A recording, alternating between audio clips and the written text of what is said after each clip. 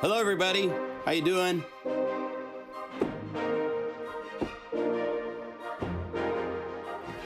Hope you're doing good. This is John Skippy Limcool. Welcome to a new live stream. It's Saturday, November 21st. Boy, have we got some crazy stuff to show you guys today. There's an insane deal on a plugin called Zampler with 77 gigabytes of samples for like $38. Retail for everything is like over $800. So it's a crazy deal. And we have a beta. If you go to the video description, there's actually links to download the beta that I'm playing right now of Unify. We're making it available to all of you guys to try out. Shane did some really cool magic voodoo to get the actual sample maps of Zampler to load and be able to be played within Guru Sampler. So we wanted to share that with you guys as a special treat. Of course, you have to have Unify installed. You need to be at Unify 1.2, and then you can run this updater and it will update you to 1.2.4, okay? So there's links also for getting the updates in the video description. If you don't have 1.2 installed, don't run this updater because there's other stuff that needs to be updated. ComboBox needs to be added. All the things that we've added in 1.2 need to be added. So let's see how the chat is going. Hello, you minions. Good to see you all. Welcome from the UK. Good to see you. Hey, Sonny, good to see you, my friend. I'll be talking to you soon. We got to get your Unify up and running. I don't know what happened, so we'll talk. I saw your email. Just been busy. Hey, Anto, Sonny, Bruce, Rob, Ken, Danella. I'm sorry your hard drive died, man. That sucks, man. Marcel, you were number 1 on the list to say something. Congrats, brother. So I'm playing, by the way, just so you guys can get all excited. This is one of the patches coming with Discover Station. It's a wave sequence of orchestral patches. Can you believe this? Sounds so good. Oh my gosh, all you guys are showing up now. Cool. So I have a special treat to start this. Today we're going to be starting the live stream with another interview. I know I did an interview with Brian Clevenger last week for Plasmonic. Such a cool synthesizer. This week I have one of my dear friends that's been a friend of mine since probably 1989. Maybe 1990, I don't know, 30 years, 30 plus years. I consider this friend of mine a brother. We have worked on Korg workstation synthesizers together. We've worked on Korg Karma together. He's one of the most talented musicians I know as far as just a brain full of incredible music. And I get to interview him, and he's collaborating with me to make this library that we're doing for the Spitfire BBC Symphony Orchestra. It's just this really cool, check this out, like,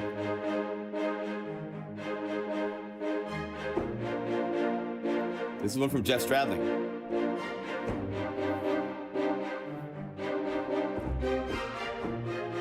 And what these are presets using all the cool tools that we have inside of Unify to enhance a single plugin. If you look inside of here, actually it's outside of ComboBox. We have the Symphony Orchestra from Spitfire Audio.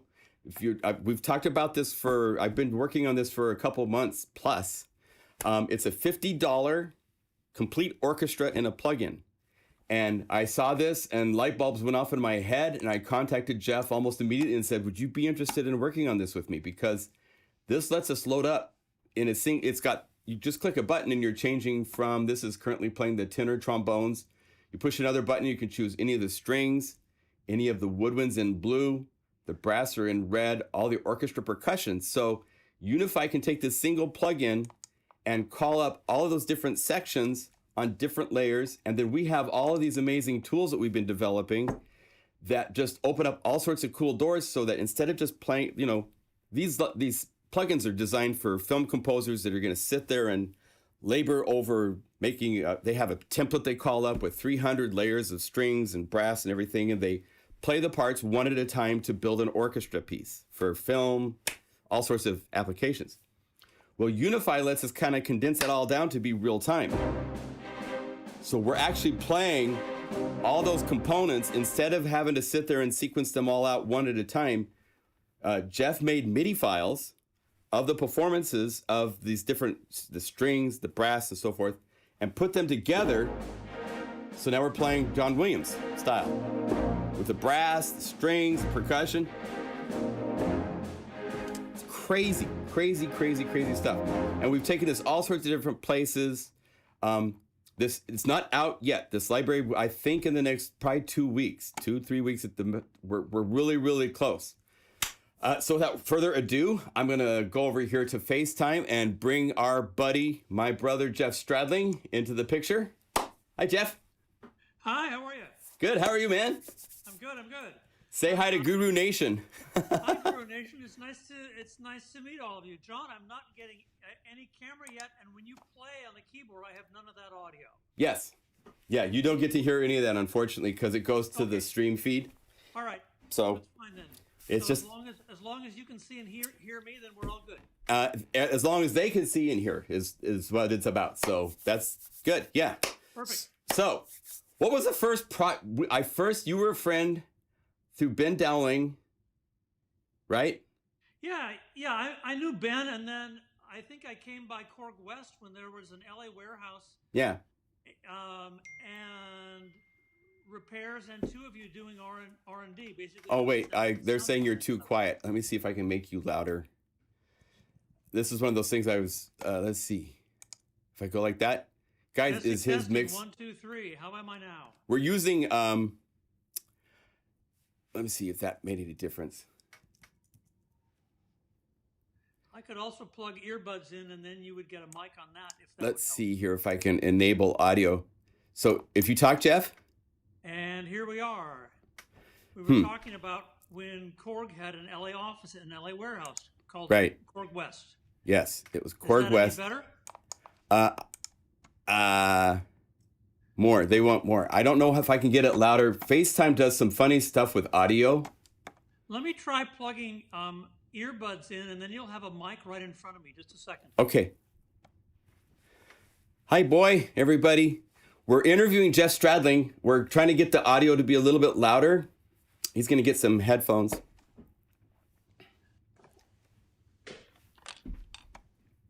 I'm going to turn my microphone down because I think I'm a little bit too loud compared to...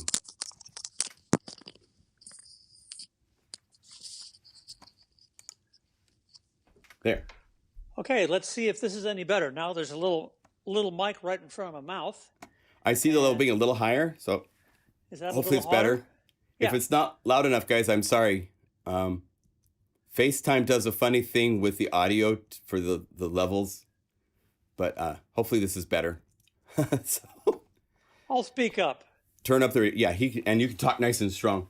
So yeah, for those of you guys curious, just a little back history. I joined Korg in 1988, and at the time I moved from Seattle, Washington to Los Angeles.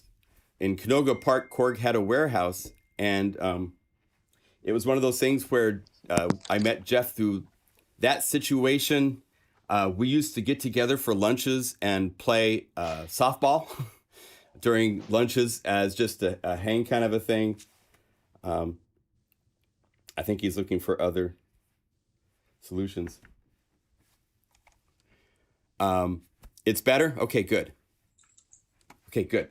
Because it's weird, because my feed is all kind of funky here, but I'm really excited for you guys to meet Jeff and see what we're doing.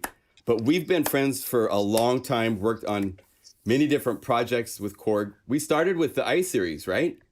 Yeah, we started, you and Ben Dowling were both working for Korg, and I lived in the area. We used to get together for lunch, and I would come over to hang out, and we were talking about different things. And you play softball.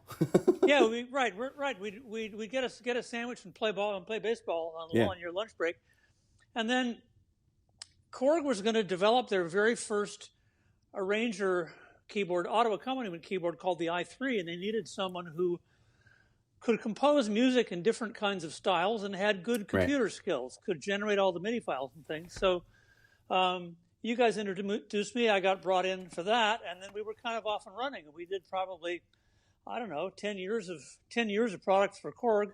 Yeah. You guys were full time, and I was sort of there on an as needed basis, depending on what they were developing. Right. And then after that time, and by the way, someone is asking, did Jeff hire you into Korg? No, I was working for Korg, and you were like an independent contractor, I believe, at the time. That's right. So we brought him in to work on the I series and Korg Karma. We started working with Stephen K. Wave drum, and then right. And then we were doing algorithm development design around the wave drum period for right. what eventually became Oasis, right. and also the virtual synthesizers that found their way into the Kronos. We were doing algorithm development for all that stuff. Right, right. Good memories. And then the whole time that this is going, well, after that, you had 10 years of working with Yamaha. Yeah, I think it maybe overlapped by a few months or something. I don't know. And then I did a similar thing. Yamaha, which has a big LA office, or Orange right. County office just south of here, contacted me. I'd been recommended to them to do a lot of the same things I was doing for Korg. So I did all sorts of compositional materials that went into keyboards for them. I did style development like I'd done right. for Korg, but right. also arpeggios and loops and demos, and produced sampling sessions, and right. did straight product evaluation. Yeah, and that was you all were instrumental in the Korg brass that are inside of Korg's workstations to this day that are such great brass you hear on all these albums. You were the person that put everybody together for our recording sessions. Right, we did the Korg brass and saxes, and then we did drums and percussion sessions. And piano too, I believe, and right? Piano, yeah. I played piano when we did the 9 days of piano recording. Right. At Stag Street Studios. That was a long time ago. That's a long time ago. Yeah. My brain's going, oh my gosh. Now, the whole time that you were doing this type of work, you were also an orchestrator. You've been working on, I believe, the Golden Globes. Yeah, I moved here in 1984, and I started probably 85, 86. I started to get into television, playing keyboards on sessions and doing arranging, and then doing sequencing, and worked my way up and started getting other arranging work and orchestrating on films. Right. And then with this one client I had, one of my first clients from those early days, Lenny Stack, who I introduced you to, and you did some shows with Lenny. I ended up working on award shows with Lenny. In '93, we started working on the Golden Globes, and 2 years ago, Lenny retired and I took over the show. So for the last couple of years, I've been the music director on the Golden Globes. Yeah. I write all the music, run the recording session, and organize everything that goes on the show. Every piece of music that goes on the show, I have my hands on organizing how it's going to work. So that's kind of like I picture that as being like April 15th tax day for CPAs. You know, that's kind of like has to be the similar level of intensity of like getting everything organized for that. Yeah, the show is quite intense. The first 2 years ago, the first year I did it myself, I spent 3 months full time on the show. I spent 2 months composing, arranging, and prepping new music we were going to record. Right. And then once the nominations for all the shows, all the TVs and movies that are nominated for the Globes were announced, so then I had a month to contact about 60 production companies and round up their submissions for that, go through them all, decide what I could use, what I couldn't use, write arrangements of things, and get all that ready. And then about a week before the TV show, I go in the recording studio. One day I record all the music, the next day I mix all of it. So that first year we had 60 pieces of music to record in a day, and those same 60 pieces to mix the next day. And then I spend about 2.5 days at the venue, and we're on the air. So it's amazing. It's quite a race. Yeah, it is. It's like, the Kentucky Derby, boom, off you go. Yeah. Yeah, you have to pace yourself, but you're going hard for 2 or 3 months. It's incredible. The second year I didn't have to do quite as much work. I only spent 2 months full time on it. I think from here on out, that's about what it's going to be, based on the amount of music that there is to write and arrange and all. But what's fun is you're doing all sorts of like orchestral and whole band sections, and then replacing certain parts with real players and keeping certain parts that are sequenced that you've created, kind of doing hybrid mixes. Yeah, I do. Basically, I have a couple of kinds of music on the Globes. I have the music that is for all the TV and movies. And for the most part, I'm able to use their music. So in case they win, Right. in case the John Skippy Lemcool show wins, then we will play the piece of music that you sent me that came from your show. And I will generally have decided how to edit it and cut it up a little bit to make it work on the show. We'll play that. So for all of that, I have to contact the people, organize it. Some of those I can't use what they send me for various reasons, and I can't use their recording sometimes. So I'll make my own version of it. I'll have to transcribe it and do a new recording of their piece of music. Sometimes there's really just nothing appropriate that says winner for someone to walk on stage and claim their award. So I'll have to replace it with a piece of my own music. So that's all the nominees and winners. And then the second kind of music I have on the show is all the music that is the show's own music. Right. So this is the theme song, and every time we go to commercial, we come back from commercial. Right. And basically, every time anybody walks, that's that really elegant, beautiful LA, graceful music. The Globes are a little different. The elegant, beautiful LA is mostly the Academy Awards. What I've done in the last couple of years is I've really worked with the producers to find out how they see their show. What is the identity of the Golden Globe Awards, and how does it differ from the other shows, and then figure out how can I reflect that in the music. And so I'm taking music in and playing it for them to see how they react to it. Right. And what I really learned in talking to them is that this is a very different type of show. It's not a sit-down award show where everybody's sitting in a theater for 2 or 3 or 4 hours. This is a party. The people have been there for a couple hours. They're sitting down, having dinner, drinking. They're hanging out. They're having a great time. So this is a party. It's an elegant party, but it's a party. So the music has to reflect that. So what I've done the last two years is all the Golden Globes music. I've moved it to a very heavy R&B kind of vibe. Now, that's the party part. The way I make it elegant is what the strings and the harp and the French horns play. That's the elegance. But the R&B rhythm section and the funky horns is the party. So that's kind of what the identity of the show is. Right. There's the elegant in the violins and then the funky rhythm section most of the time. That's the general vibe for the show now. And then on top of this, you've also been an orchestrator on a number of films. Yeah, I don't know how many films and how much TV I've done. You can look me up on IMDb, Internet Movie Database, and there's a whole page of stuff going back probably 30 years on there. But you've worked for the likes of Harry Gregson Williams. You did Flushed Away, I believe, right? I think I've done 9 Ratatouille. movies. Yeah, I didn't do Ratatouille. I did Flushed Away. I think I've done 9 movies for Harry. So I did a couple of Shreks. I did one of the Narnias, Prince Caspian. I've also, for Hans Zimmer, I've done 3 movies. I worked on the Simpsons movie. I worked on the last Superman, Man of Steel. I worked on the last Batman, Dark Knight Rises. I did almost the entire run of the television show Mad Men. I came in the 3rd season playing piano, and I played piano and orchestrated for the rest of that, which were seasons 3 through 8 or 9. Right. And I think you can almost see that above the window back here. I'm going to move this. Yeah. There's a poster from Mad Men with the original cast hanging over my windows right there. There you go. And for that client, David Carbonara, I've done 2 or 3 other shows and probably 5 movies. So if any of you out there in Guru Land want to go look that up on IMDb, you can see all the stuff I've done there. It's awesome. So it's just the wealth of knowledge that you have, because when you're doing these films, from my understanding, the composers are sending you things not quite ready for an orchestra to play, and you have to figure out how an orchestra will play it.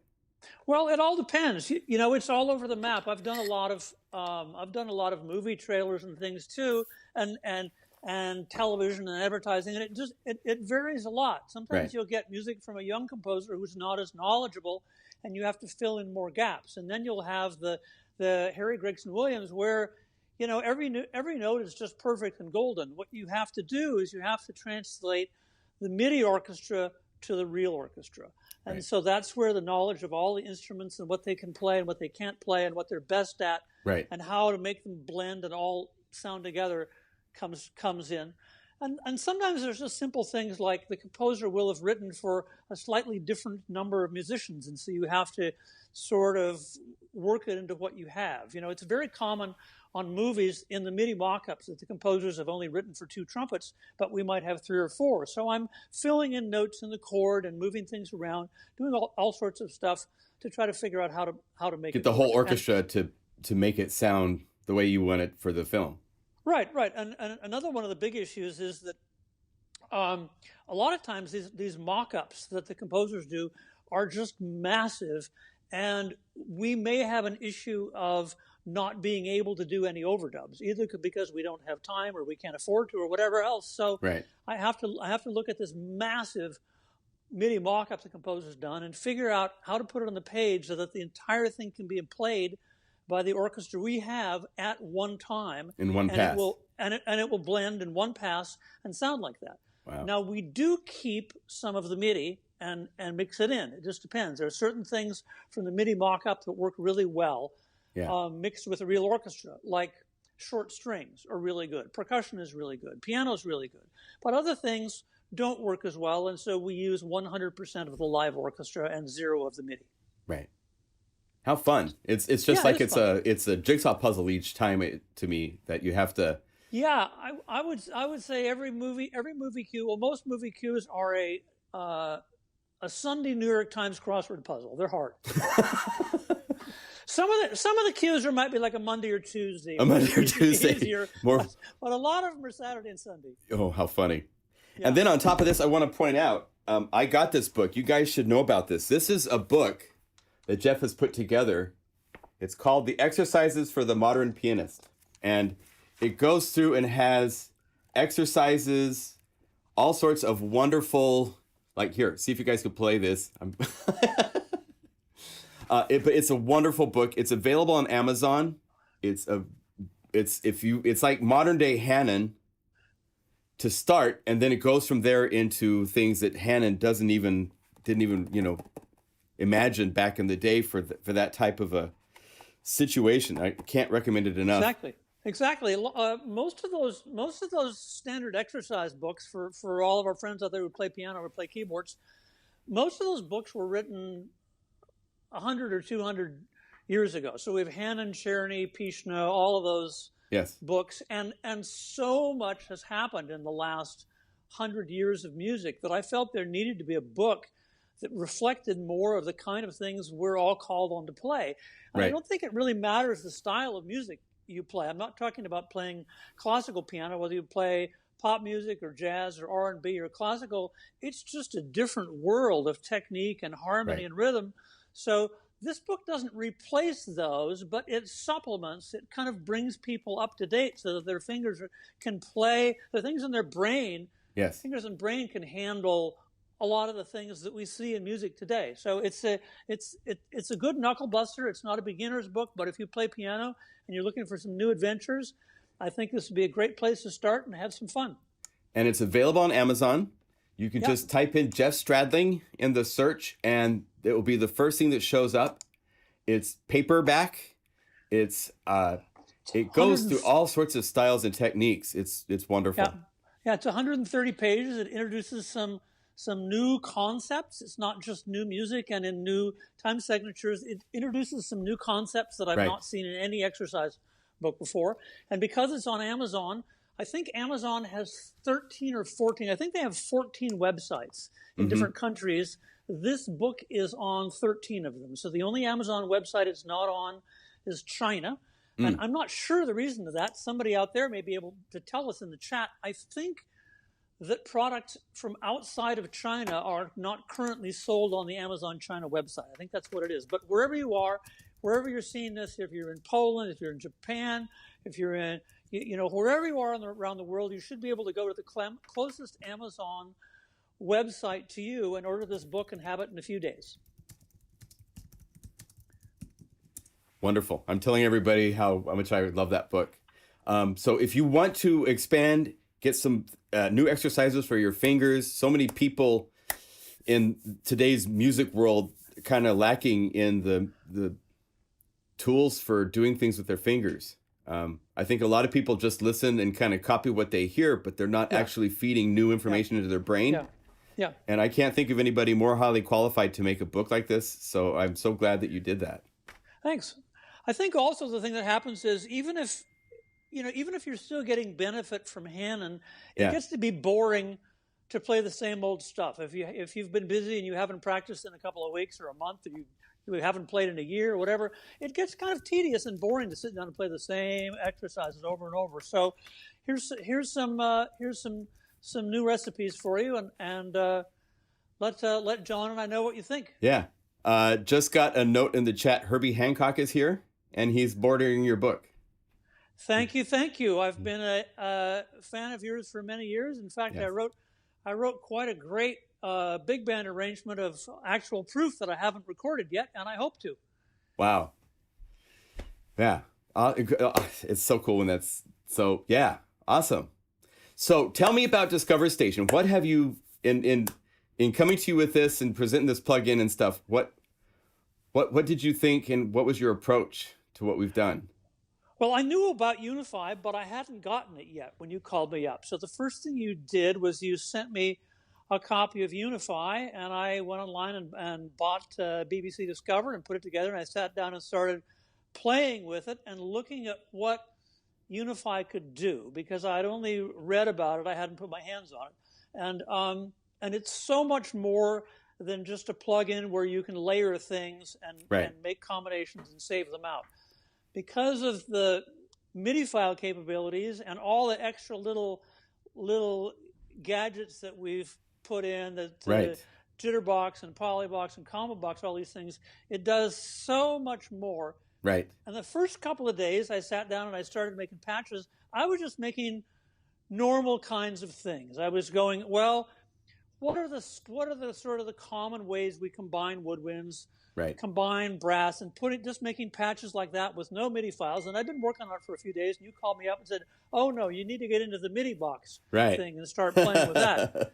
So what I realized there was that there was a way, using these BBC orchestra samples, their library, there was a way to make a kind of a orchestral music construction kit where I could give all these snippets and all these pieces to people, and give you the ability to feel like you had an orchestra under your fingertips and play around with it right now, and interact with it. Right. So, you don't have to put all these notes on the page and hire 90 musicians, go into a room. You can sit here and push the keys down and immediately interact with the way these things work and combine them in different ways. And that, I thought, was really fun. It was really exciting to make this ability to play around with an orchestra immediate and available to everyone, whether you had the knowledge and experience or not. Right. And then you asked some questions to Shane about needing to have a place that you could, because we came up, in the early days of Unify, we had where we could use our Polybox to use like 8 layers of a plugin and play a MIDI file, but it was all using like so many resources to do that. And you're like, if there's a way to make it so I could have different MIDI files doing things only to one plugin. And that was the start of the idea that Shane turned into ComboBox.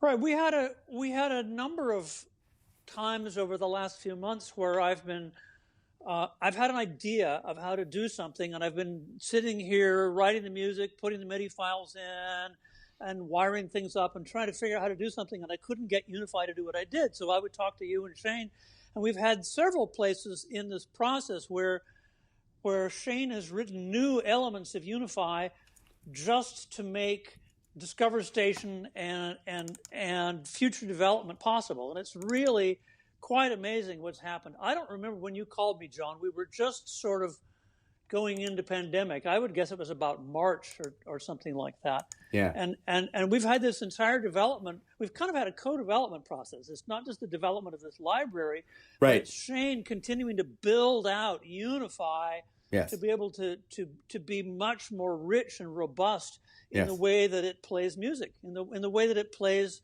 Right. MIDI files and can combine sounds in different ways.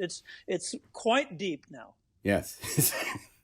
Quite yes. deep. I was just showing on screen just, the fact that, say, for the John Williams, every layer is a combo box. It's connected, as you can see, to the BBC plugin. But inside of the combo box is where MIDI box is being set up, and we have expanded the MIDI filter, as you can see, so that it has key ranges, so it plays in a certain range, can be transposed, so we can do different things so that the say it's the violas, right?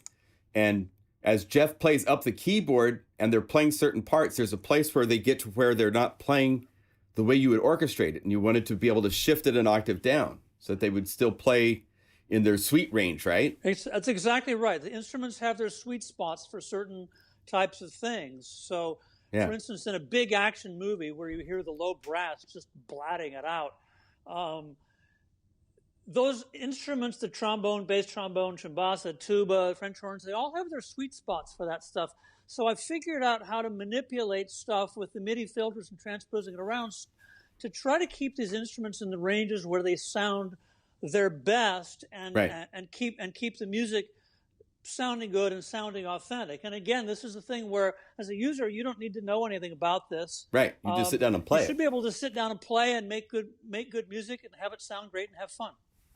That's the whole idea. What's amazing is it's not only just a sweet spot for the orchestra, but also the sweet spot for this $50 version of the orchestra. That's right. So that when you play it, you're taking advantage. There's certain samples you don't really want to hear in some cases, because they have, like the French horns, they have samples every 3 or 4 notes for this inexpensive version of the library. The next step up, the Pro version or Core is the next version up, has like every single note sampled and round robins. And then you get to the Pro version, and now you have actually separate microphone feeds to do different versions of the mix, all sorts of options. And our goal, we're going to be working and talking with Spitfire to see if it's possible. It should be possible for us to make this so that there will be 3 versions of this library. And if you have the Discover, then you load the Discover version. If you have the Core version, then we have a way inside of the patches to say, hey, use the Core version of this plugin.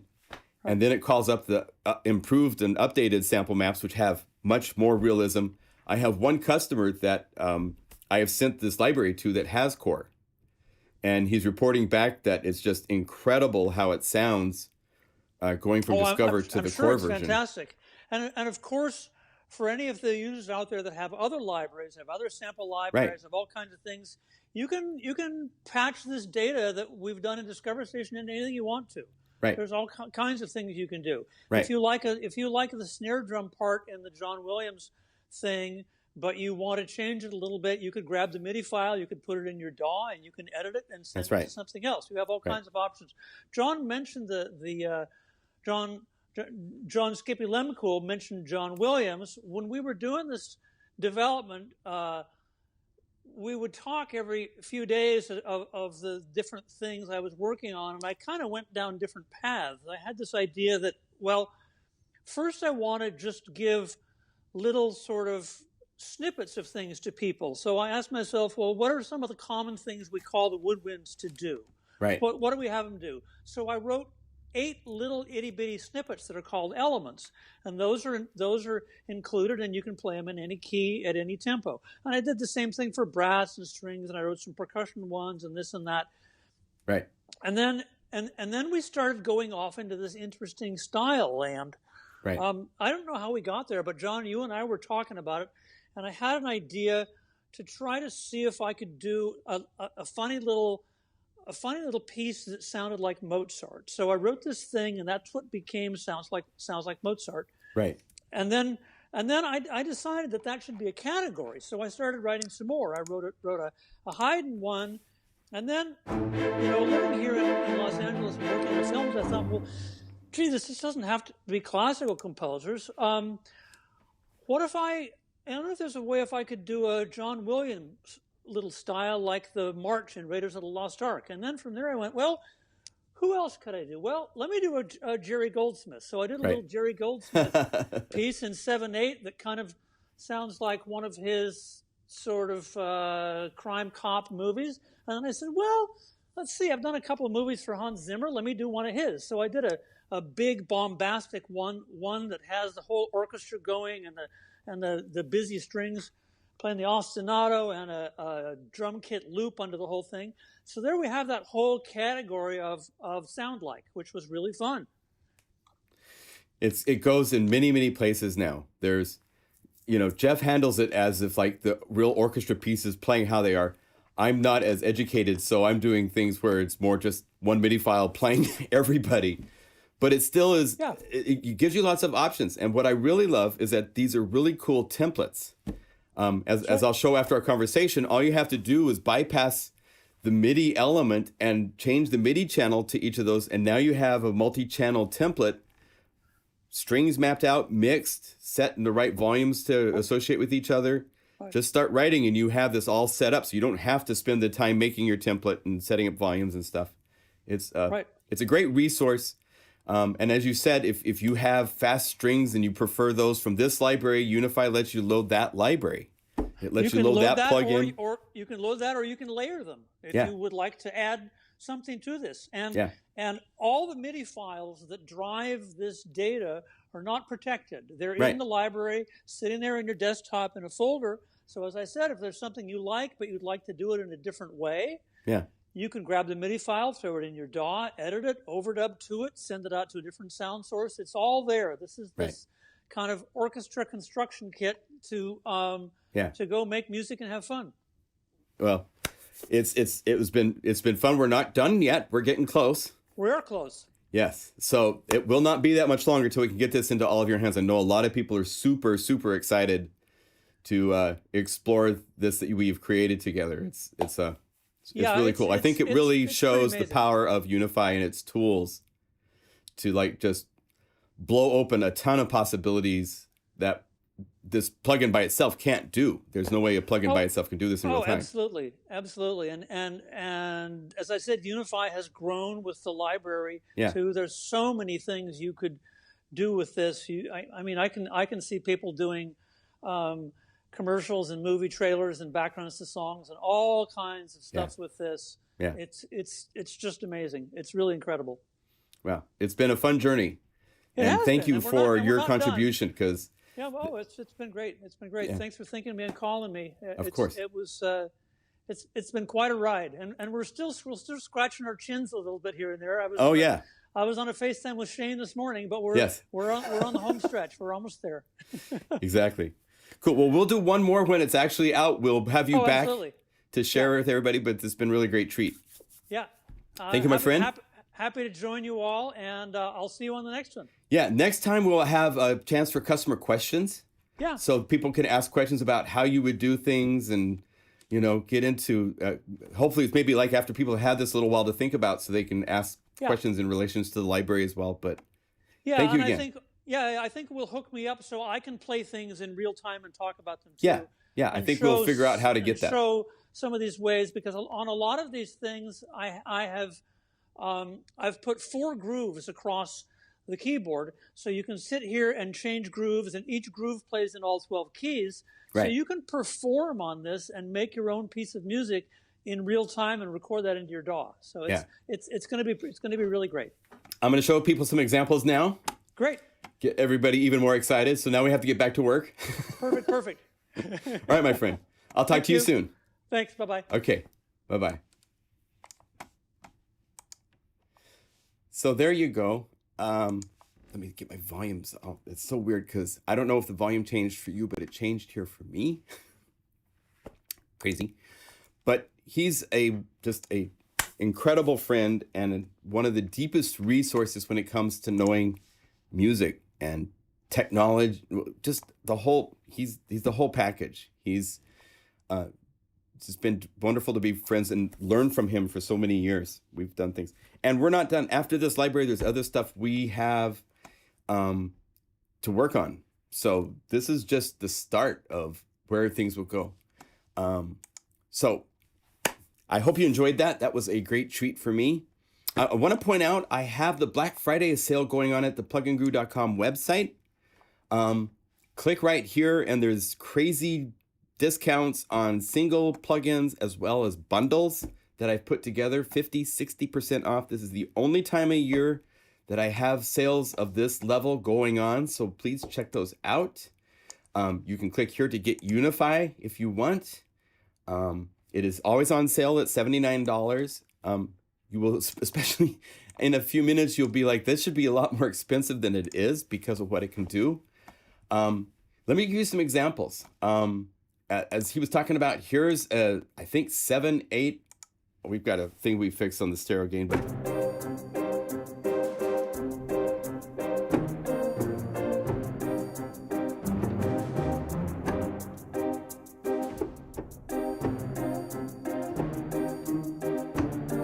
and then on top of this, we're going through and setting the mix so you have access.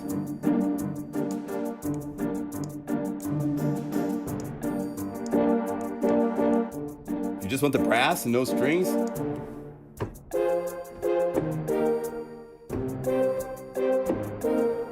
So you'll be able to work with these in their mixes to do all sorts of things. Let me show you a couple things. These are these string elements he was talking about. I've shown these a handful of times. What he has done, and this is where ComboBox really comes into its own, because we're using the MIDI filter to limit and transpose and get it so that as he plays up and down the keyboard, it actually calls up different MIDI boxes, different ranges. So when I play down here on the low part of the keyboard,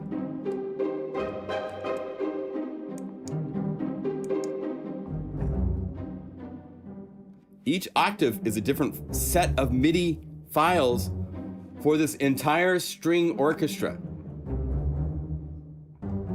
And it's, as we said, we transpose this with MIDI boxes.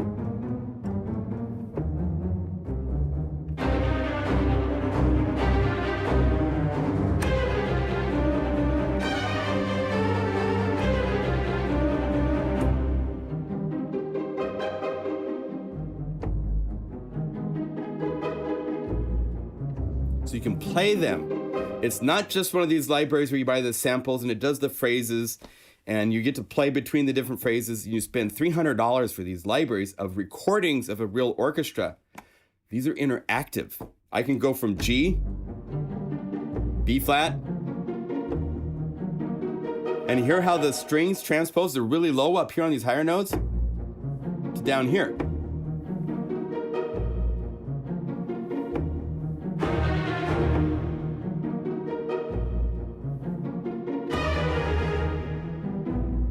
It's just crazy.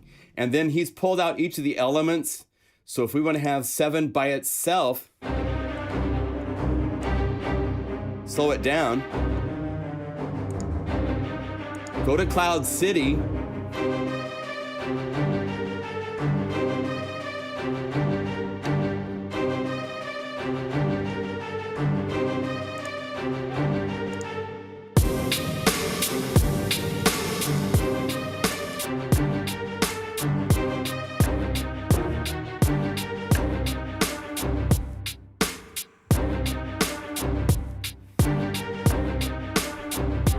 so the places to use these go far beyond just orchestral.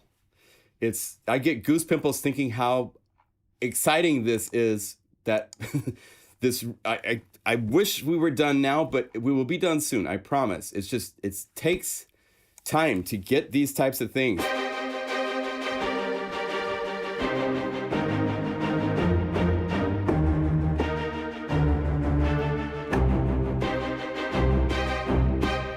These are one of mine where I'm not separating to the strings and transposing. It's just a MIDI file with MIDI box polyphonic.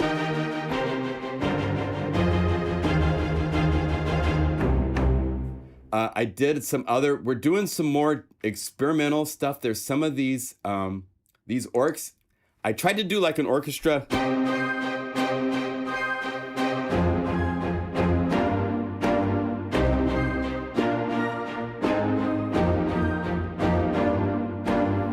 And again, they're all tempo synced. One of the new ones I just did that I really like is Driven to Joy. And this is a fun example of a single note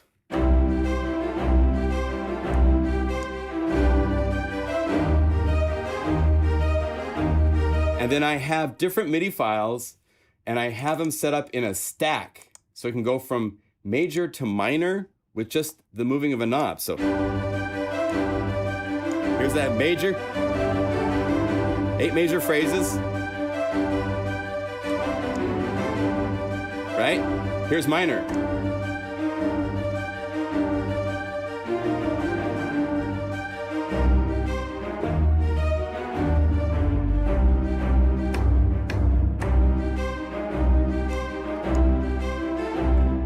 So there's all sorts of places we're taking this, all the way to wave sequencing. We're gonna be doing stuff.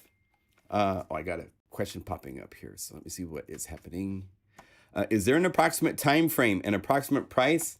I think the price is $49. I think the time will be when we get it done.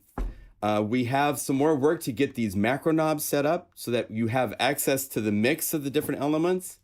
But it should be probably in the next 2 or 3 weeks max, I think. It'll definitely be after Thanksgiving, but before Christmas.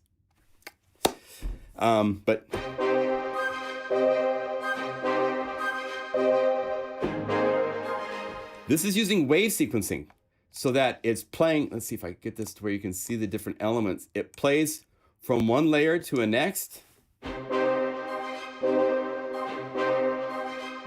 And the MIDI file is going dum bum bum ba da dum bum bum ba bum bum bum ba da dum bum bum. Like if I wanted this sound right here to be a different sound, I've got ComboBox here, and it's using different MIDI filters and so forth to go into a Unify plugin of 5 layers of Unify for the orchestra. And I could open this up and I could say, no, I want this to be the pizzicato.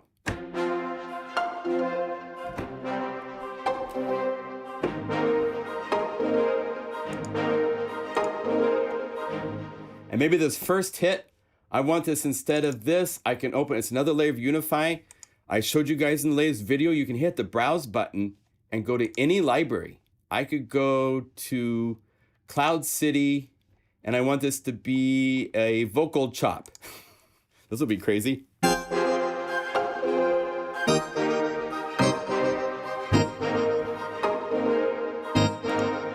And then on top of this, I could go to Cloud City or whatever drum loops that I've saved as patches that I have access to them quickly. I could go down here and say, load this in, and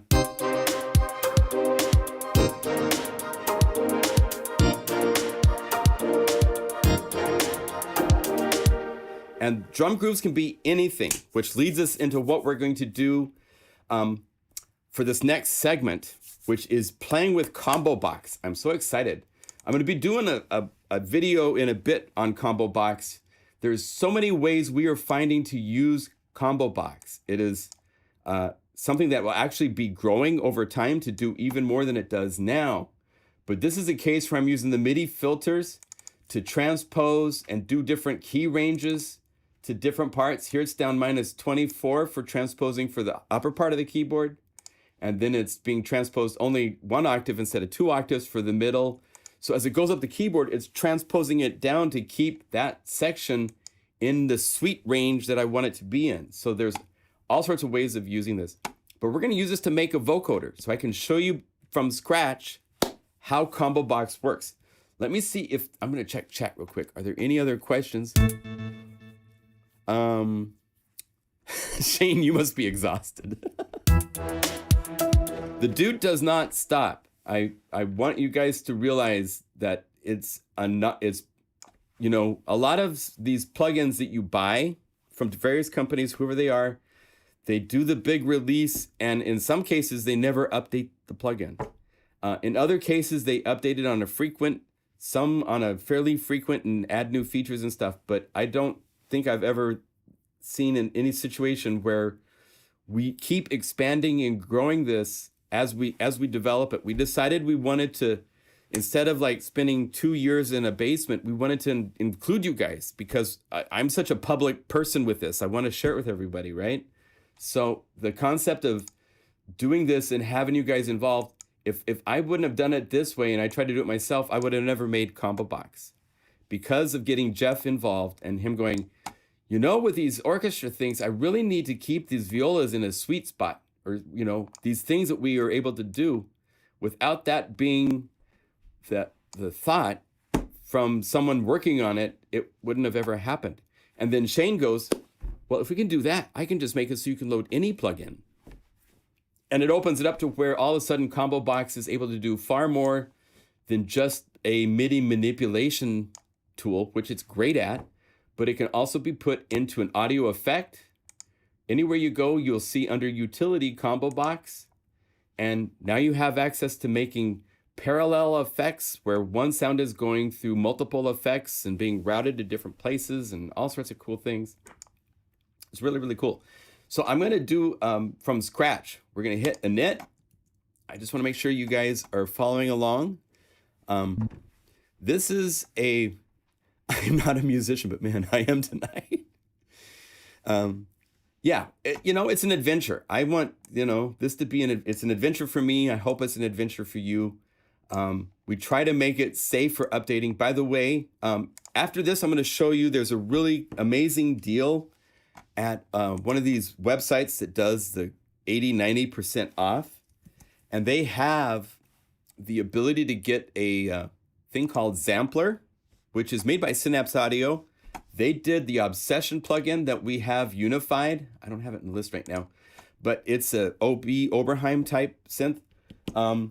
They did a really, really cool, I'm going to close this because I don't need it. Well, I'll put it over here because I might need it back. They did a really cool sampler. It's kind of basic. It's not going to compete with Contact or anything like that. It's been out for a while. They've developed and supported it and brought out over 70 libraries. And each one's like 12, 15 euros each. And there's a deal at VST Buzz to get all of them for like $38. And there's 10 days and 3 hours left. It's Zampler. So if you go to vstbuzz.com and look for Zampler, I'll cover this towards the end. After we do the ComboBox, I want to show you this because we actually have it. There's a public beta. If you look in the video chat, you can download a beta version of Unify. Shane has modified Guru Sampler to where it can now load and access all of these 77 libraries of samples. We can't access the patches. The patches, you still need the Zampler plugin to access them, but we have access to all of these libraries and all of the samples to call up and play. So if you need new crazy sounds and you want sounds that a lot of people haven't heard, they're not like Contact libraries sold to 30,000 people or whatever. It's a really cool source. So I'll show you that in just a bit, just to give you a little preview. I don't know if I put the chat, I'll put this URL into our chat. Copy that. Go over here. Zampler deal.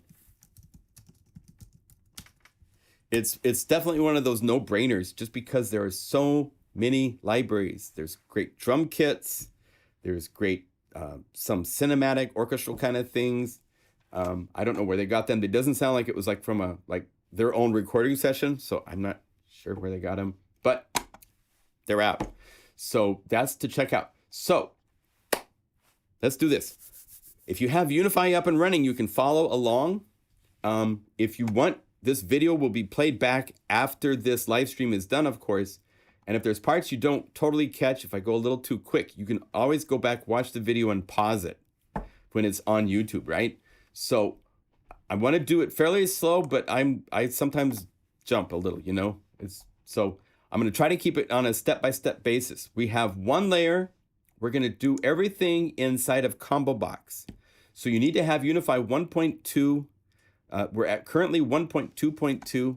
You can get the latest update even directly from this website, ilio.com, our partners that help distribute this library, and they sell it to all the stores out there outside of the Plugin Guru website. show us how to use the audio file player. Oh, okay. Yeah, we can do that too. Let's do that really quick. The audio file player confuses some people because they call up the audio file player. Let's see, this is under utility, audio file player. Let's say that we go to the standard library where we have some audio files, right? And so we have this audio file. Welcome to Unify. Well, if you don't have it set to play, like if you have it set to this, it won't play. It's only playing when the transport for the clock is playing. So it needs to get clock information. Welcome to start it. If I say manual start and stop and I hit play, welcome, it'll just play it. So this way you could play stems of a song back, set it to manual, and now you basically have like a DAW. We just hit play to Unify and it works. Otherwise, if you set it to one of these MIDI settings, that means the clock starts when it gets MIDI information. So I play notes. Welcome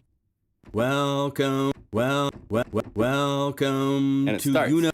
There's no envelopes. It's not a sample player. So don't think of it. It's an audio file player.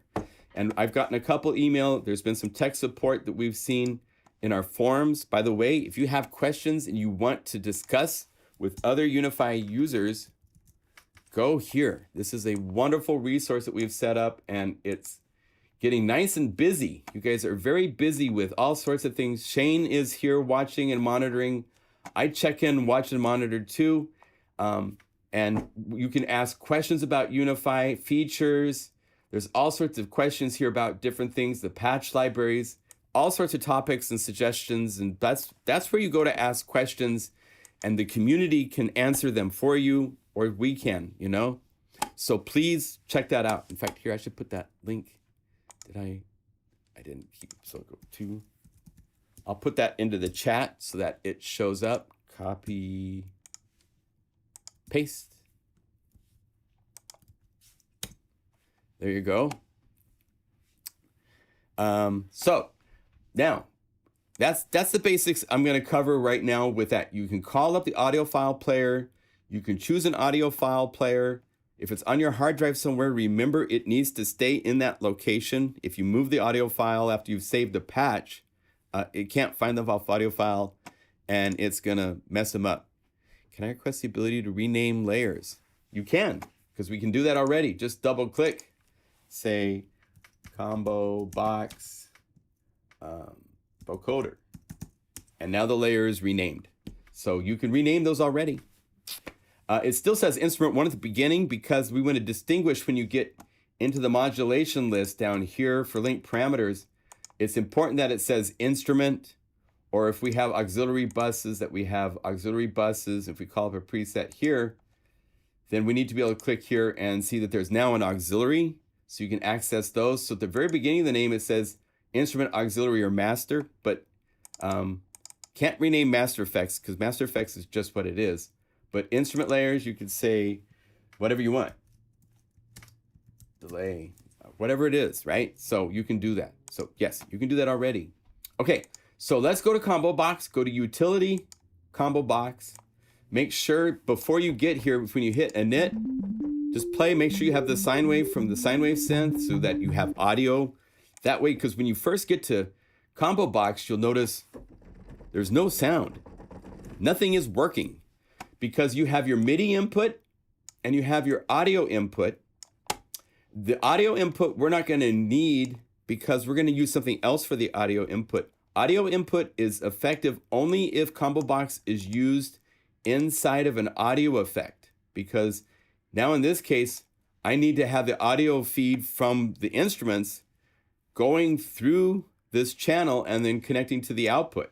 And if I don't connect the cables, then you won't hear anything as an audio effect, right? So that's why we have an audio input. In this case, I'm going to right click on this and I'm going to say remove the plugin. Because we're going to start with MIDI. Now, the concept of ComboBox is simple. You have this box and you can expand the size of it where you can add any plugins that you have in your system. So I'm going to go over here to Instruments. And I'm going to go to Unify Standard, and I'm going to say Guru Sampler. And if I connect MIDI, and then I take the audio and I connect that down here, I have now done basically what we do inside of Unify when you load up just an instrument plugin. Because MIDI is talking to it, and then once MIDI talks to it, then it makes a sound, and now it plays. So if I go over here and say different sound, if I have filters and stuff like that on,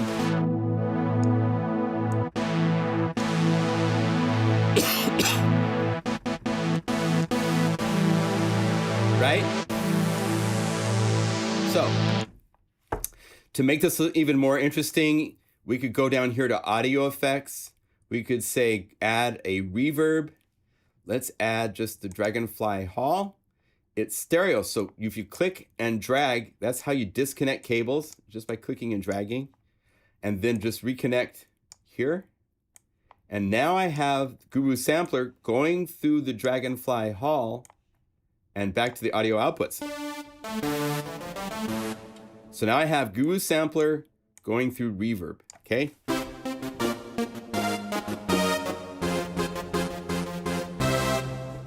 Okay, so we have this synth sound. Now the way a vocoder works is that a vocoder, it determines when you will hear a synth sound or your microphone voice. Something you're talking into the microphone, you don't hear anything until you're playing on the keyboard, and now your voice is powering the vocoder. We're not going to do it with voice, we're going to do it with a drum groove, which is super, super fun. So we're going to go over here, right click, just keep adding. You can add as many instruments, as many audio effects, as many MIDI effects as you wished to add. You can just keep adding them. It's super easy. And if we give this MIDI, and sometimes it's easier to go from this source to here, you can connect multiple things. Let's bring it down here so we hear it here first, because I want to make it do what I want it to do before I bring the vocoder into the equation. So I'm going to open up this Guru Sampler. If you go to the library to the bonus, there's a whole bunch of drum kits in here. So you go drum kit, let's use the Super Pop, okay? So, little release. Okay, now I need to play this with a groove. So I'm gonna call up MIDI box. So I'm gonna go over here to MIDI effects, arpeggiators, MIDI box. And I'm gonna take the MIDI stream. I'm going to first go into MIDI box, and then I'm going to go into Guru Sampler, double click to open MIDI box. I want to go to the Unify standard library, and if I click right here, it knows to open the Unify standard library. Here are the folders of MIDI files, and there's a Super Pop grooves, and I can say do the stack, because the stack is when I combine all of these guys, all 10, into a single groove MIDI file. And by doing this,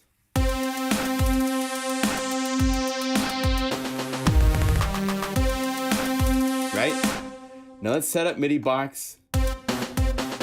I don't want it to transpose. I just want it to play only. So it doesn't transpose. If I set this to transpose, then it does like it's a melody, like it's a say a piano, and I play C, E, G, and it goes C, E, G. If I have it set to drums, it plays C, E, totally different notes, which instead of being pitches become different drum samples. Don't want that. So set this just to play only. Now, anywhere you play on the keyboard, you have a drum groove playing. So let's click right here and say thank you. I don't need to hear that right now. So now I'm back to hearing just the synth. And now we're ready for the piece de resistance. Let's say right here in the chain, I'm going to put a vocoder. So I right click, I go audio effects, go to Unify standard, modulation, vocoder. And we go to Skype because there's a question. Thanks for having Jeff in today. Super awesome. Quick question. How close is Del Norte to being unified? Pretty close. Probably this week. For Thanksgiving, I think I'll have that be a Black Friday thing. That's kind of the plan. So it's been unified. It needs a little bit of touch-up work, but it's very close. So Vocoder works where, like I said, one audio stream decides when you hear the other audio stream, right? So I want this drum groove, which is right here in this groove sampler on the left side, to control the what we call the modulator, the one that's actually raising and dynamically changing the sound you hear. I want Guru Sampler to be the carrier. And you can actually open up the MDA vocoder and you can click here to choose whether you want it to be the left or right side for who is the modulator. I'm going to keep it to left. And by doing that and then connecting this, and let's bring down the reverb so we don't have so much reverb. Just like that, I should now be able to play notes. And now I have Vocoder. Super easy to do. Sound like Underbelly. It's so easy to do, but you suck at production. If you guys know Underbelly, find him on YouTube. Wonderful guy, does really cool videos, has a kind of a Matrix, you know, Mr. Anderson kind of personality. But you have a vocoder. Congratulations. Pat yourself on the back. Now, there's parameters inside of vocoder to go through, and you can expand this, although you don't need to because we see everything. You can change the filter Q and the mid frequency. You have enveloping. If you bring this to be more milliseconds, it makes the reaction of the envelope slower.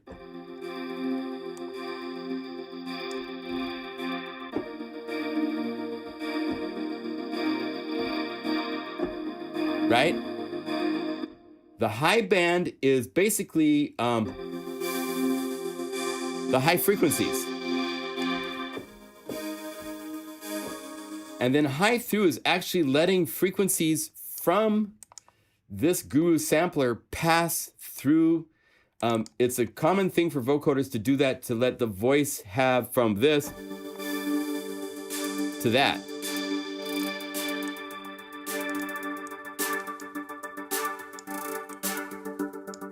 So without this,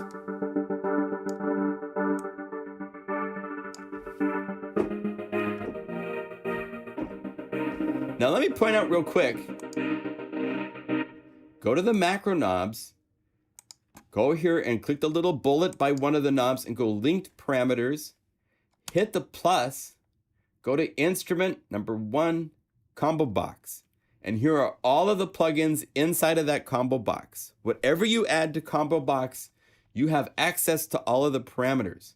And if I look over here, Guru Sampler number 2 was the one I used. There's Guru Sampler 1, and then Vocoder. So I want to go to the Vocoder. So I go Instrument 1, ComboBox, Vocoder. I'm going to go to the mid frequency. And by doing this, I now set it up. So I can play that with a controller hardware surface. And I could add additional things to this if I wanted to get more tricky. I could go to Vocoder. I could have it doing enveloping so that when it's down low, I want it to be a slower envelope. And as I bring it up, I want it to become a faster, snappy envelope. So now, as I play down here, it's slow.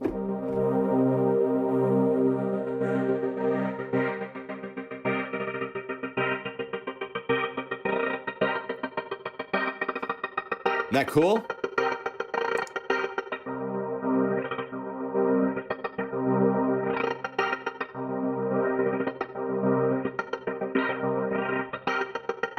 You can do all sorts of great modulation things with the tools because unlimited parameters can be set up to be changed in real time. Let's go to the vocoder. Let's also have it do the high through. So it starts dark and it gets bright. I want this to get a little brighter. Let's see if it's better sooner or later. Less. I want it to be dark for a longer time.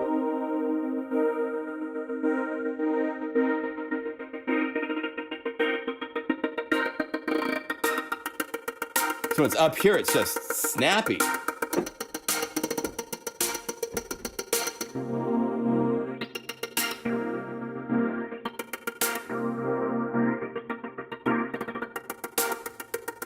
So we've made a vocoder and we've assigned parameters to a single parameter knob so that we can change it from one type of vocoder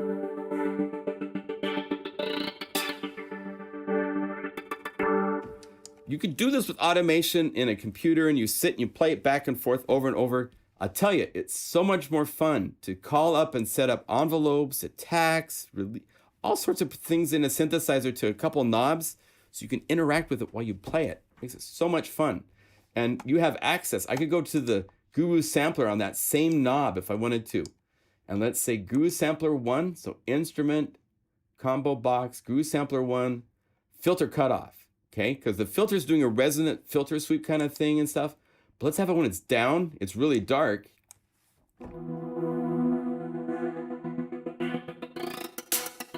Up here, super bright.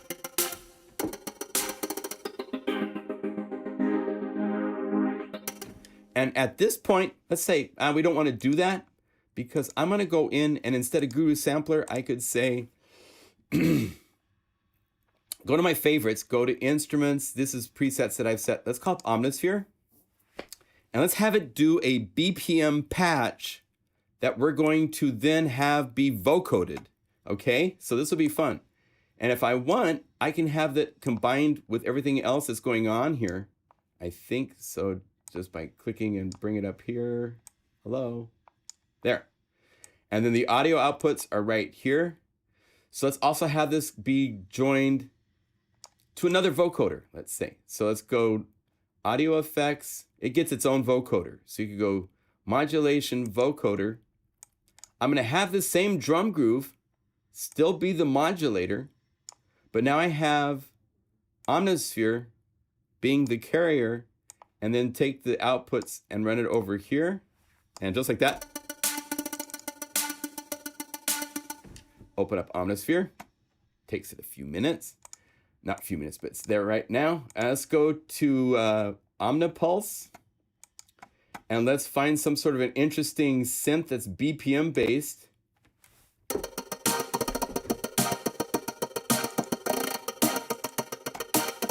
Bring up the frequencies.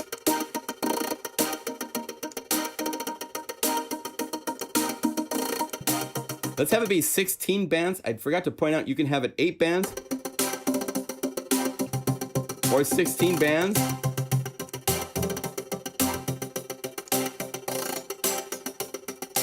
And if I wanted, I could also have the same sound come down here and be in stereo so I can hear it. Oh, get back here.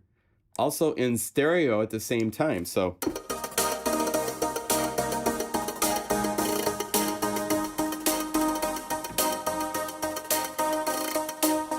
and maybe I need to mix this in the new version of Unify that you have. If you've downloaded, it's not available here. We'll have this when we get the full release version of Unify out, where you can go Unify standard to dynamics. We have a new effect called stereo gain, which is here to let you control the balance of the things that you make. As it is right now, if you have the update, you'll find this by going right click, audio effects, go to all audio effects and go to built in. And it will show up here in stereo gain, right here. I have both. We've changed the name, so it's now stereo gain. So by doing that, I don't need this one. So say remove this one. But now I can have Omnisphere, let's see here. So it's routed to here. I want to have the left to left, right to right. Feed that over here. The stereo gain we've been talking, we're actually going to probably turn into a more robust stereo like mixer so that we can mix multiple audio feeds and stuff like that. We don't have that yet, but now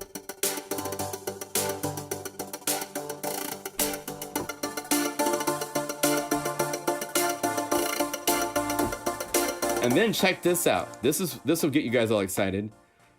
Each of these plugins, we are able to save their state, of course, right? So if you say copy this plugin's state, this is the drum groove, right?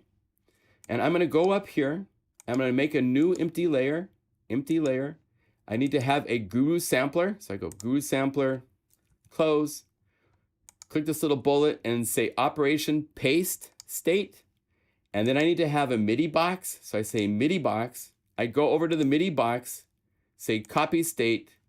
I go up here to MIDI box and I say paste state. And just like this, that drum groove that's powering the vocoder is now available as a drum groove.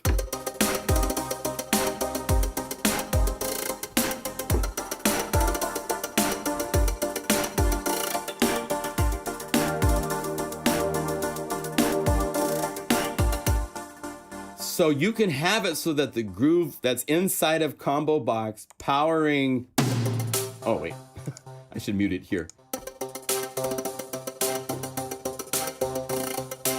is also able to power just a Guru sampler playing the samples dry, put on a separate chain so I could put it through noise box and make it all distorted or whatever you want to do, you can do. So the power of ComboBox, oh, that was the one that was in the audio effects. So I was like, whoa, right here, we've made a nice little mess, but we've got a vocoder. Now, if you want to get really carried away, there's one more place we can take this that's pretty mind-blowing, because right now the vocoders are mono. It's a mono feed going into the vocoders for the two sounds, but it's mono. Let's say I want Omnisphere to be true stereo. I could just say right-click, give myself another audio effect of modulation vocoder. Let's copy this vocoder's effect. So say copy plugin state, go to this other one and say paste plugin state. And now you see how this is connected to the left side of Omnisphere. Let's have this connect to the right side of Omnisphere. It's still powered from the same drum groove, but let's have it be, it can make a difference. Let's have it powered from the other side of the drum groove so that the samples get to be stereo. And now, instead of taking this, so this is the left channel, so we'll have just the left channel out of this vocoder and the right channel out of this vocoder. And now we have stereo vocoding.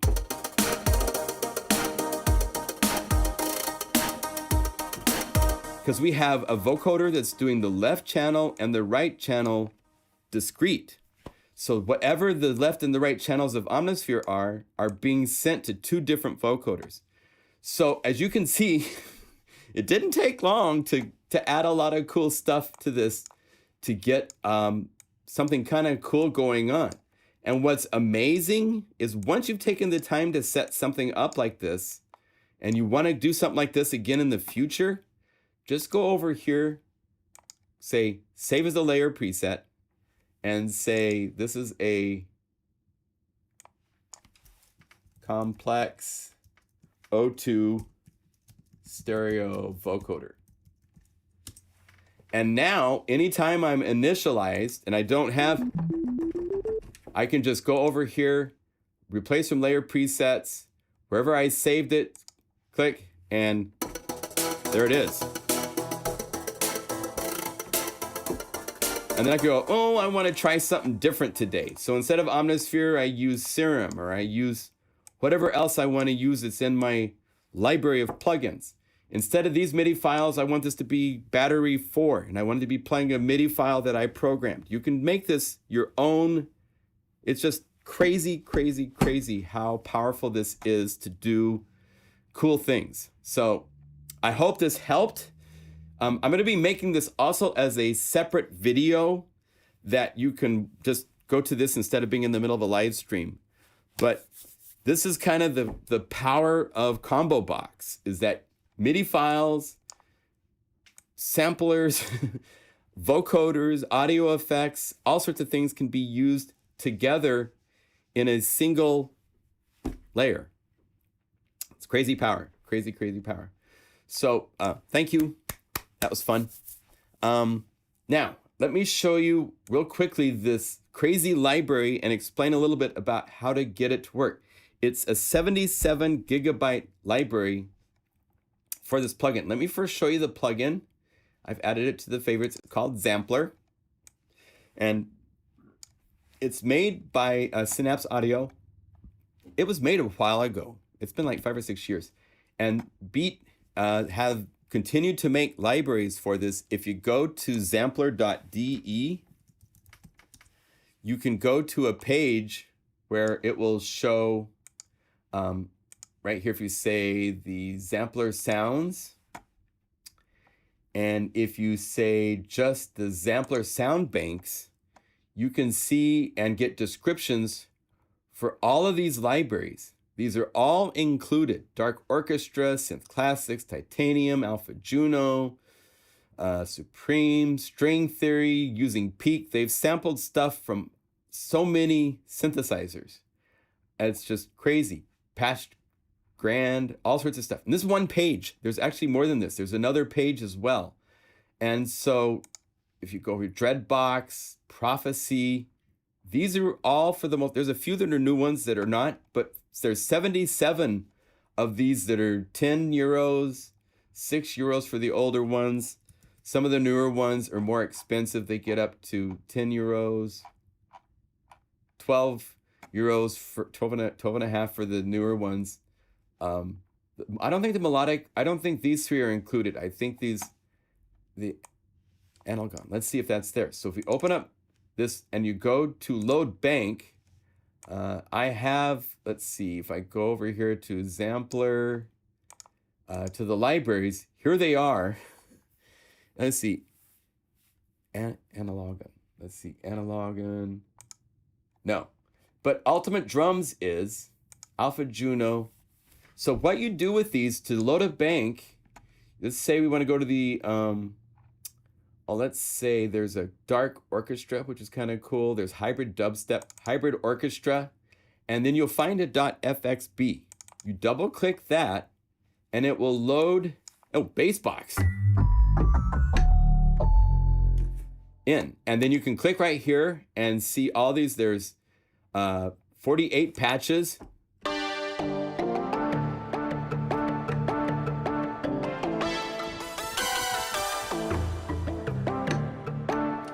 Now, the plugin itself, it has a filter with 4 different types of filter choices.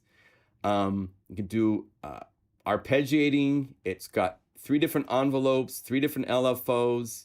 It has an arpeggiator. It actually can load recycle files. So if you have recycle files, you can load RAX files right here if you want, and it will play them on the keyboard. Low B is the note that plays the recycle file with its MIDI file map. And then above that, you get the individual sounds that are in the recycle file. And Shane was going through this and thought it would be fun to find a way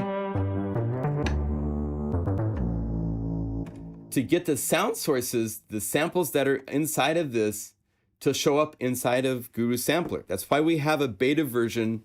We've got some more work to do. There's some more things we can do to this.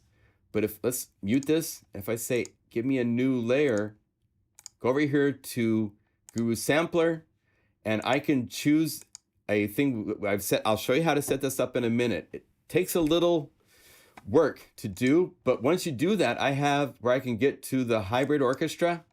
Now, instead of being those patches, it gives you access to the sample maps. So you can, and you need to program it, which means get little release.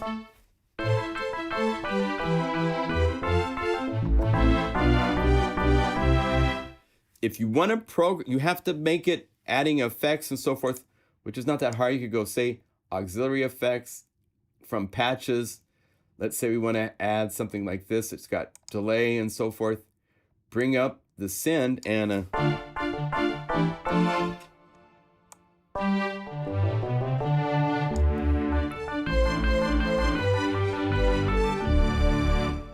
right?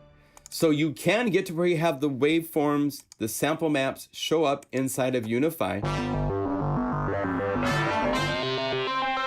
And there's all sorts of stuff, weird stuff. That's one sample with brass. Maybe a short attack.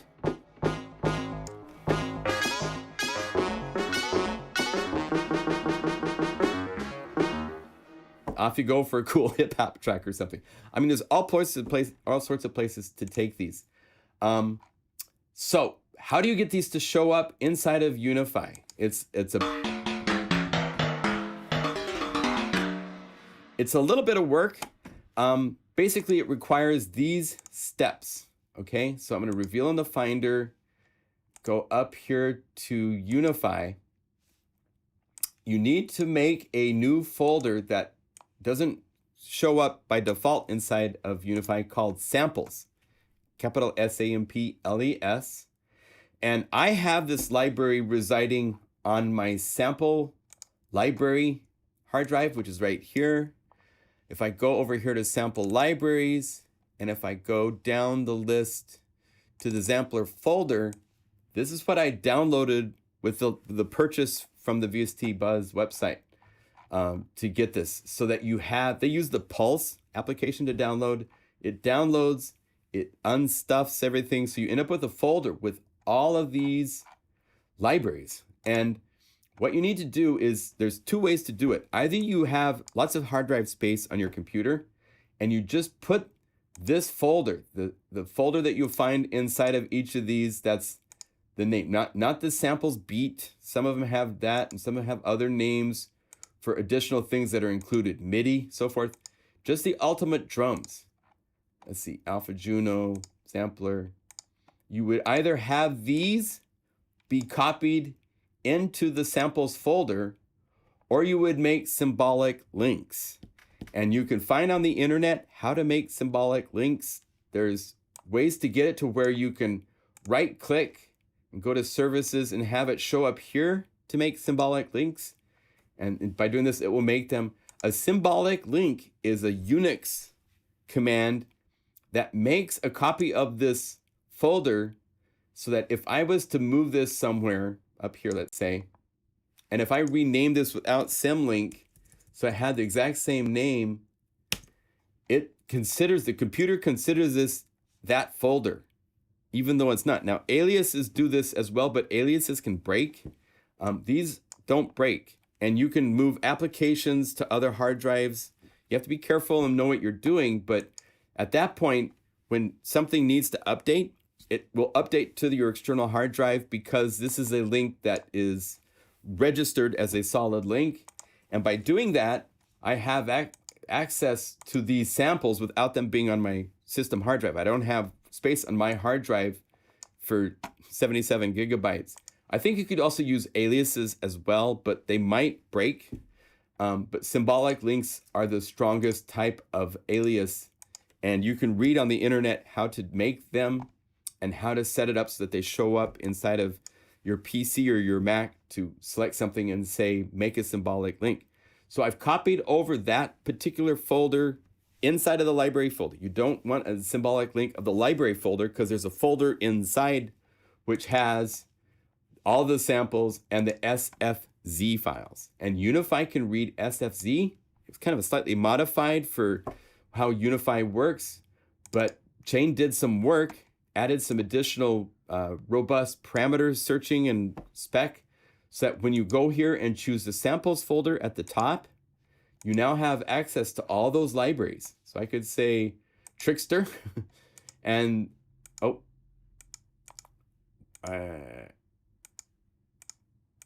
and then go to the patches.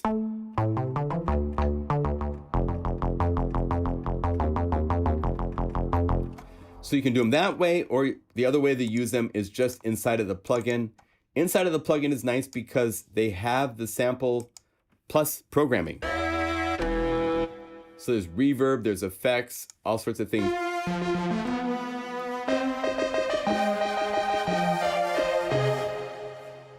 Be aware their quality control is a little shady.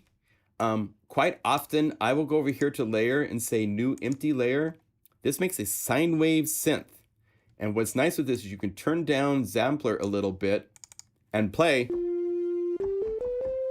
Make sure it's in tune before you put it into your track.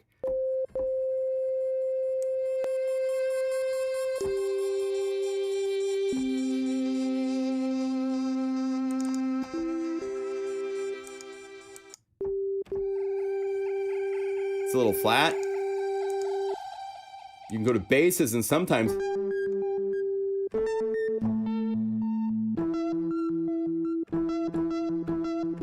Now, I was trying to figure out inside of Zampler if you have access to fine tune. And if I recall, I couldn't find, you just have to go constant and go fine, go to the level volume, pitch fine.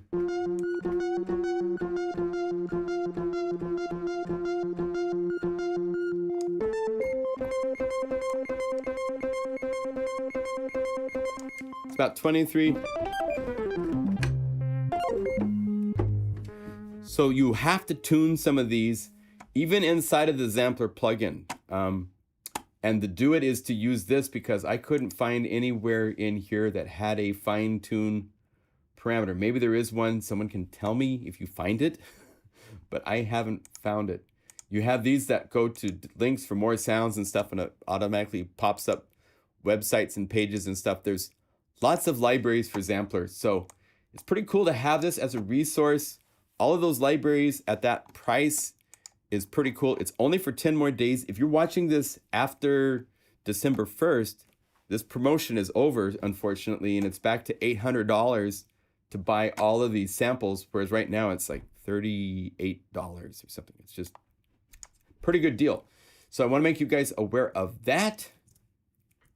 And I think that's about what we wanted to cover today. So hopefully this helped.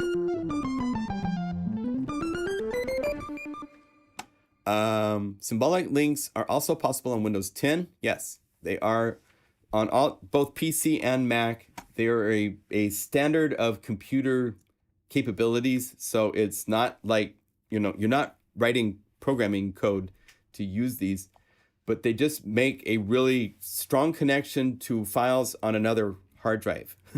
So I use those quite often with, I move like for Logic Pro, there's all these samples that come with it. Those are on an external hard drive with symbolic links to what you do is if you get into this stuff, you can do things like, let's see here. Actually, my Spectrasonics folder is in a special place too. So if we go, ignore, and we go, let's see. I just want to get to the desktop, please. Not helping me out. So hide, go over here to desktop. If I go, I think to my library, I'm not going to show you the process, but if I get down here to, no, okay, I must have it at the top level. Let's go over back here and then add this on top. So if I go library, application support. For example, inside of my library folder, I have a symbolic link for Arturia. So all the Arturia plugins are not on my system hard drive. They're on an external hard drive. So there's, many gigabytes of samples there. You double click this and it will just go to that hard drive. As you can see, it's on my sample mass folder. So symbolic links save the day in so many ways. If I go application support, here's my Spectrasonics folder. No, somewhere where the Spectrasonics folder resides, I have a symbolic link for the Steam folder so that it also goes to an external hard drive. You can free up all sorts of hard drive space on your main system drive, which will help it to operate better. Computers tend to not run very well when the hard drive for the system software gets full because it's buffering and doing some things where it writes temporary caches to the hard drives. So you want to have your main system hard drive not be with like 3 gigabytes free. That's a bad place to be because everything will run slower and more laboriously because of its setup that way. So moving things to external hard drives. External hard drives are not that expensive anymore. It's not rocket science, but be careful with how you do things. The trick with symbolic links is that when if I was to go back to my system, say we go to the library folder, when you make a symbolic link, let's go up here. Let's say I wanted to do this to my Arturia folder, right? I right click, I say, make a symbolic link. It makes the link and it adds symlink at the end of the name. In order for this to work, you would copy this to your computer, to the internal hard drive, if that's what you want to replace, to the exact same location that the Arturia folder is supposed to reside. And then you need to rename it so that you get rid of the symlink, so it just says Arturia exactly the same way as this. In fact, it's a good idea to copy, go up here, paste. Just to make sure you don't have a space at the beginning or a space at the end of the name. Anything like that will mess this up and make that plugin not function properly. So you have to be careful with how you do this. It can't be named symlink when you put it into your where it's supposed to go. It needs to have the same name as the folder when you actually, that's the plugin Arturia.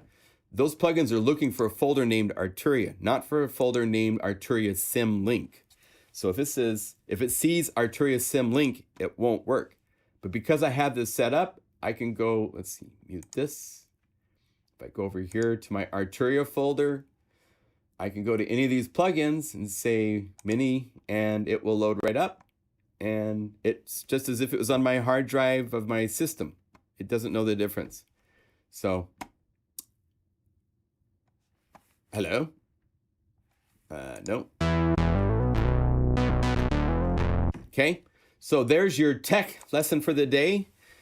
Symbolic links are great, and they can save. You can do there's some things that don't work by symbolic links, but many things, anything that's like the resources, the important critical stuff has to stay on the internal hard drive.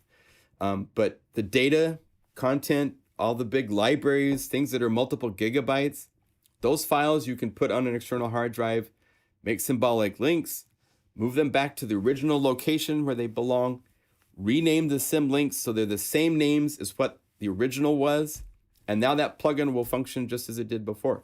Break Tweaker, I have all my Break Tweaker plugins all on an external hard drive. So I go to Isotope and I say, give me Break Tweaker. It calls up. I've told it where to look for the samples and all that kind of stuff. I don't even think I needed symbolic links for this one because it has, in the settings, it has a place where you can go right here and you can say, set where to look for the libraries. So I didn't have to make symbolic links for this one. But anytime you have big content, you can save space by using these capabilities, okay? So I think that wraps it up. Catalina compatible. I believe it is Catalina. I believe they've said that they're not 100% tested fully on Big Sur. We are tested on Big Sur for Unify, by the way. We are happy to announce we are compatible. At this point, we're continuing to test, so it's not etched in stone, but it works. It's working for me and Shane on both of our Catalina computers. Right. That's exactly right. Pete's saying you can use this for sampler instrument packs and stuff like that. You have make sure you have administrative permissions. That's one of those things that we're getting some tech support from people about. To make sure that you have permission to modify files and folders. We're having some issues with some people with that, with their files and so forth. So there you go.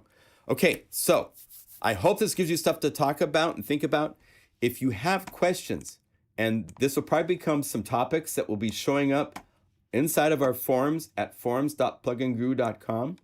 So feel free to show up here. We have a wonderful community, lots of people.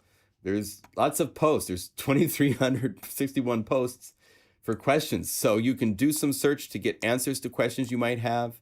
There's also our email at unifysupport@pluginguru.com. Thank you. Oh, nothing's playing because I have Break Tweaker up and running. Here, we'll go out with a Discover Station patch. Let's see here. Oh, I wanted to... we'll do it when we do the full library release. There's so much more to talk about with this library. It's just wonderful.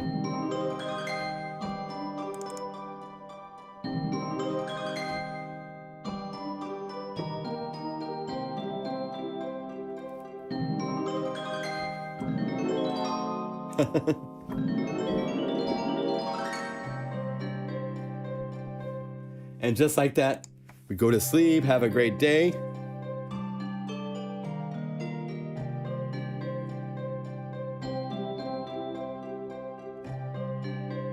Uh-oh, minor.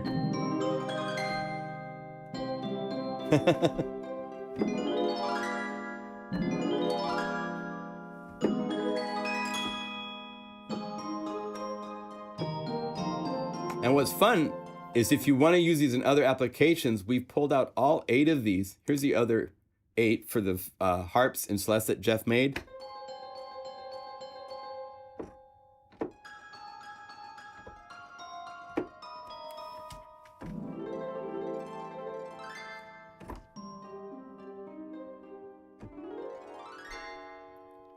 I love that one because that reminds me of I Dream of Jeannie.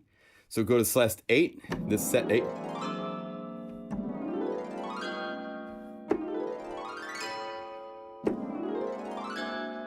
Then we could go to Cloud City, find some cool, let's use the Chaos drum kit, go New York Love.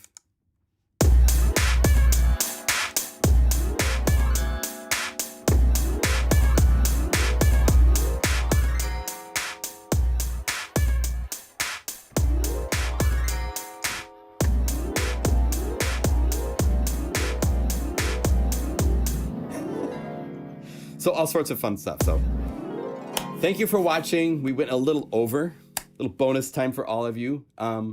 Take care. Let's do our shout outs from wherever you are in the world. I'd love to see where everybody is at. Oh, I see the fairies.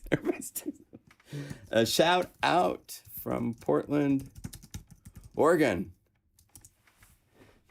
Yes, shout out to Shane. Everybody shout out to Shane. This would not be possible, doing all this, without Shane. So he continues to be just, it's amazing to see where he's learning, I'm learning, we're all learning so much from doing these things. Good stuff, good stuff. So, oh, David, if you missed this, it's in like 5 minutes after I hit stop, it starts all over. Sorry you're here, but good to see you. So we got shout outs from Vancouver for Nico, right on. Shout out from Sweden. Hello, Sweden. From Maitland, Florida. Hi, Martin. Good to see you. Andre in Germany. We've got people from all over the place. Shane's the man for sure. Everybody stay safe, please. Mr. COVID is being very nasty right now. Yes. Good to see you, Herbie.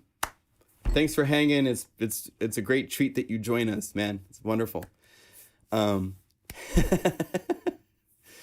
on. Shout outs to Shane. Yeah, that's great. Good stuff. So we will see you next week. After Thanksgiving, we'll all be big fat on turkey and stuff like that. We'll have some fun stuff going. That will be right in the middle of Black Friday. And I have additional Black Friday stuff to give you guys opportunities to save money on besides what's on sale right now. So once again, if you go to plugandguru.com, I have all sorts of libraries on sale. All you have to do is click the Black Friday area up here and it will take you to the sales and you can see what's on. There's bundles all the way up to 70 plus libraries in a bundle. Really great chances to save money. So take advantage of that if you wish. And I thank you for your support. And we will see you next week. Okay? See ya.